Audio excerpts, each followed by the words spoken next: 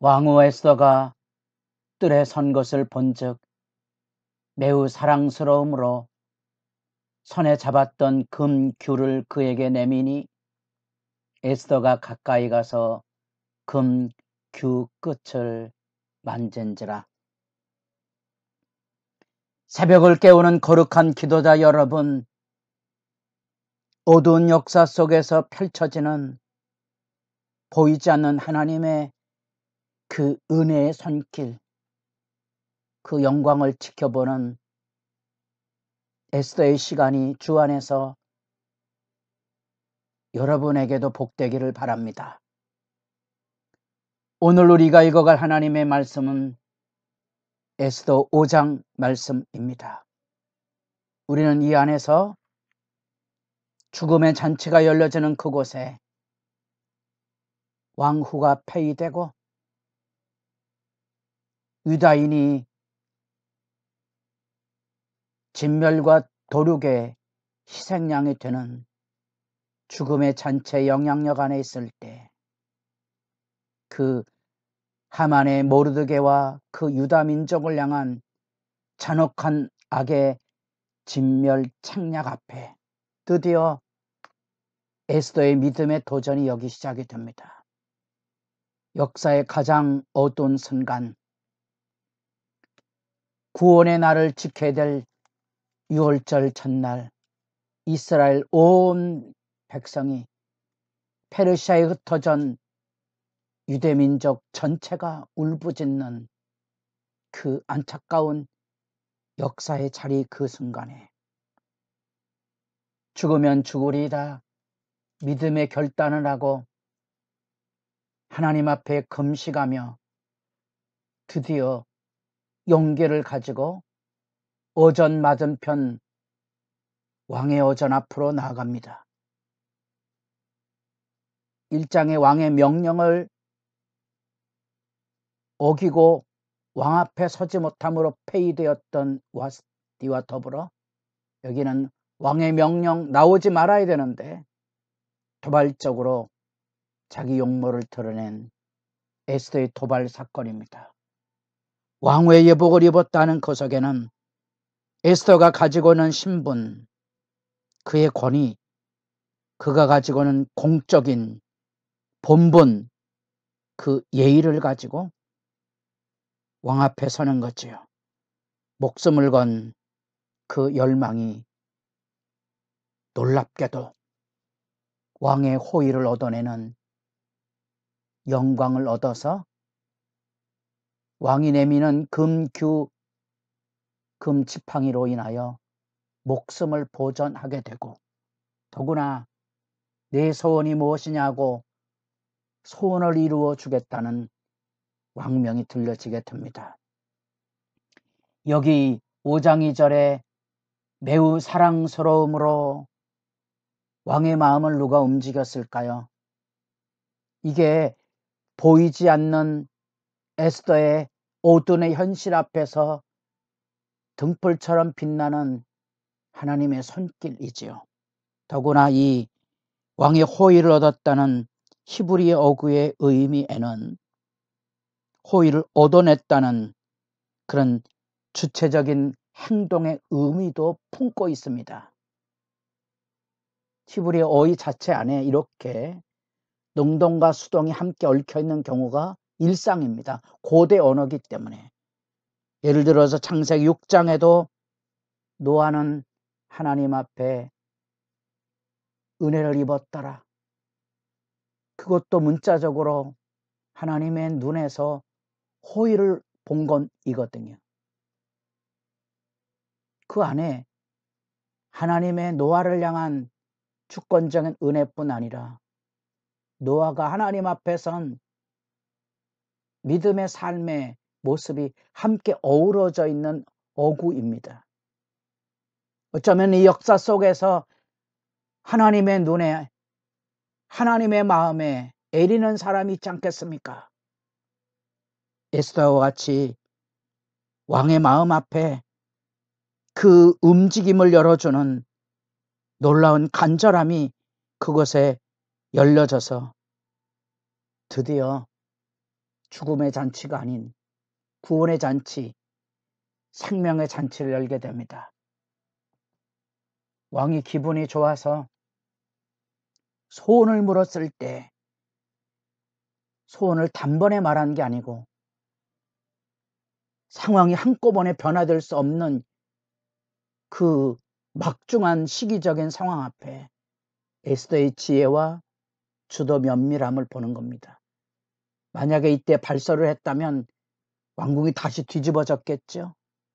냉정한 에스더는 왕이 좋게 여기거든 잔치에 오셔서 하만과 함께, 야, 이 하만과 함께라는 이 말이 위대한 말이고요. 예, 유대인들은 이제 말 자꾸 글자 자꾸 안에 의미를 표현하죠. 그래서 하만과 함께 임하소서라는 이 히브리어 네 단어인데 네 단어의 첫 글자를 따면 여호와라는 이름의 뜻이 된다 그럽니다. 그냥 참조하시고요. 성경을 그렇게 코드화로 읽는 경우들도 유대 랍비들의 세계 속에 중요한 해석 방법 중에 하나입니다.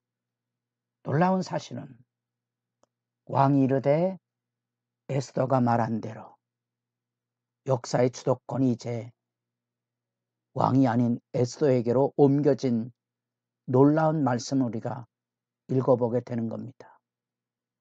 이 왕의 무분별함, 내시 신하들의 말에 조속으로 마음이 변하는 이 불안정한 제국의 지도자로서의 그런 무분별의 모습이 여기도 나옵니다. 단번에 에스더가 말한 대로 드디어 하만을 불러서 잔치에 나가게 되고요. 그 잔치에 왕이 재차 나라의 절반이라도 주겠다는 그 소원에 대한 이야기를 했을 때에도 에스더는 재차 그 본뜻을 감추고 8절에 내가 만일 왕의 목전에서 은혜를 입었고 왕이 내 소청을 허락하시며 내 요구를 시행하기를 좋게 여기시면 반복적으로 지금 때를 기다리고 있는 겁니다. 단번에 역사를 바꿀 위대한 믿음의 전략을 그가 가지고 있는 거고요. 놀랍지만 이때 하만은 이 잔치에 의기양양해서 왕과 더불어 왕후의 초대를 받았다는 것은 당대의 문화권 안에서는 있을 수 없는 이야기거든요. 다시 말하면 왕의 가족과 버금가는 그런 초대 앞에 한껏 들떠서 하만이 마음이 기뻐 즐거이 나오며 그때 놀랍게도 대궐문에 구부리고 있는 모르드게를 봅니다. 그의 거꾸러지는 이 모습 안에는 그의 분노와 하만에 대한 무시와 죽음의 운명을 짊어져야 되면 고통을 다 끌어안은 그러한 웅크림이지요. 그 현실을 보고 이 하만은 자기 도치적인 자랑을 일삼습니다. 왕의 독대잔치에 참여했다. 왕후의 잔치에. 그때 놀랍게도 그의 아내와 친구들을 모아놓고 허풍을 떠는 순간에 그의 아내 세레스 이렇게 이름이 아예 나옵니다. 거기에다 높이 59빛 일반적으로 25m 정도 되는 이 7층 높이의 나무를 있을 수 없는 얘기죠.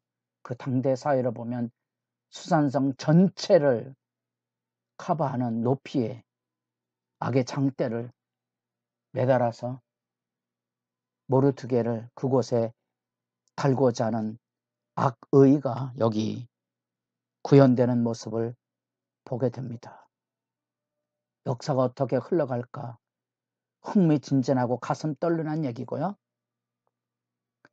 우리는 이 안에서 역사 곧 삶의 현실에서 마주치는 모든 현실과 우리는 어떻게 마주서서 싸워가는가 하는 질문을 하며 말씀을 읽어가게 되는 거지요.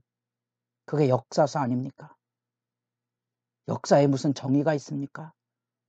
역사에는 이런 무서운 악의 횡행들이 일고 있고 인간이 저지르고 있는 무지와 오만함과 어리석음을 지켜보는 게 역사 공부입니다. 우리는 그 안에서 더구나 믿음의 사람으로서 어떻게 그런 현실과 마주대하여 싸워가야 하는지에 대한 믿음의 도전을 새롭게 여는 시간입니다. 많은 사람들이 심지어 교회 일, 하나님의 일을 한다는 사람들조차도 이 교회 현실 앞에 분쟁과 다툼과 분노와 악의를 일삼는 경우들을 일상으로 만나봅니다.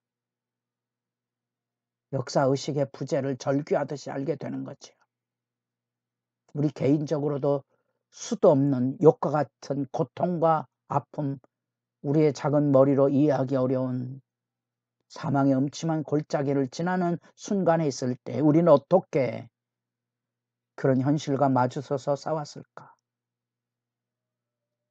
이 금식하고 죽으면 죽으리라 자신도 유대민족도 온 유대민족의 금식의 부르짖음을 앞에 두고 왕의 왕궁들 오전 맞은편에 나아가는 이 주체적인 도전, 그 앞에 왕의 사랑스러움을 얻는 이 은총의 응답, 상사간의 결단 속에 생명을 보존하고 그 안에 소원을 이룰 수 있는 기회가 들려지는 그때 악은 의기양양해서 장대를 매달고 있는데 어찌 될까 설렘의 기대를 가지고 주의 말씀 앞에 섭니다. 여러분들에게도 어두운 시절이 이처럼의 설레는 기대가 살아있는 지혜가 삶 속에 늘 새롭기를 소망합니다.